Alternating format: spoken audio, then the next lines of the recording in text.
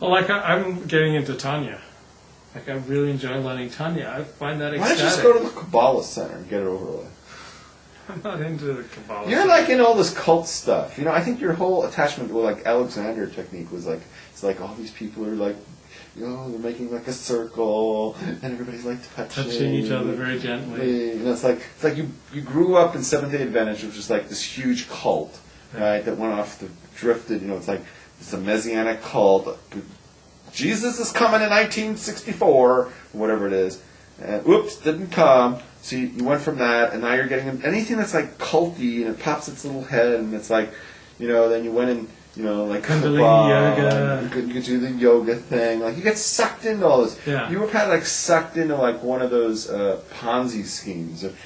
Actually, it was. Like where you give $100 in and you're supposed to get $200 back. A pyramid. I got sucked into I one could of see those. you getting up here because they get you all excited, like, Yeah. "Yay, Luke! Yeah. You're giving Yeah. the money. Yeah. We're gonna have a party in your Yeah. place. Yeah. Party at Luke's." I could see Luke and like all these women around him. Oh, and fortune teller took me for like $1,500. You're like a born sucker. It's like, I'm just vulnerable.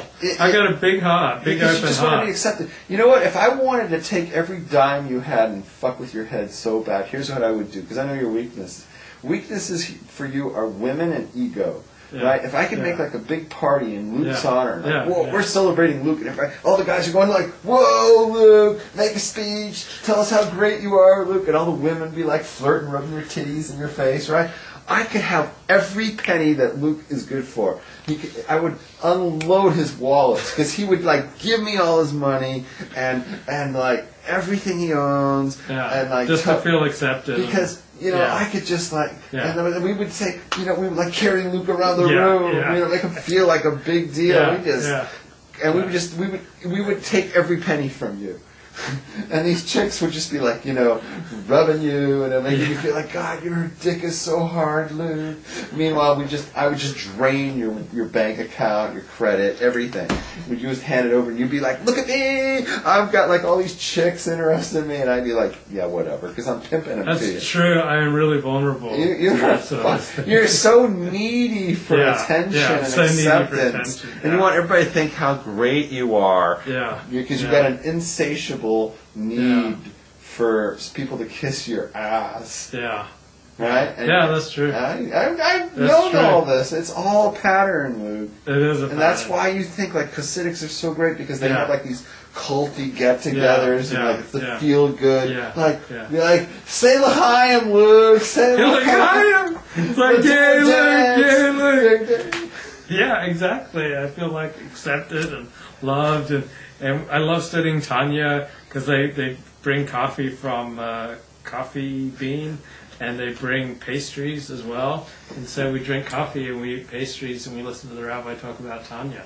It's like, it's just ecstatic and awesome. I love it. So I'm pretty vulnerable to cults, or to anyone who accepts me, or you know, is just nice to me, gives me a little attention, and let alone some. So I just got to go to Kabbalah Center. It's another cult. No, I'm not into that. For some reason, that doesn't speak to me. You could like, but you know what? I used to be really into Aish Torah. I love Aish Torah. I love Aish Torah. Is that a cult? Well, it's as much a cult as anything else in Judaism. Okay.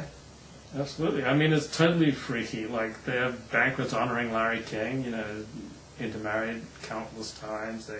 Dennis Prager. You know, you see their weird videos, you know, where the boys are dancing around for Rosh Hashanah. And, you know, it's like, Judaism's fun and 36 levels of pleasure. And, you know, Aish Torah is this slick marketing that, you know, Judaism's really fun and this is what real pleasure is all about. And they take you in and they set you up at people's homes and they love you and, you know, they try to help you, turn your life around. And I love Aish Torah. In fact, the best experiences I've had in Jewish life have primarily been at Aish Torah. I love Aish Torah. They were so loving, so kind to me there. Before they kicked me out. They actually kicked me out multiple times. They kicked me out and then I'd come back 6 months later, try to be really nice and quiet, and then they'd kick me out again.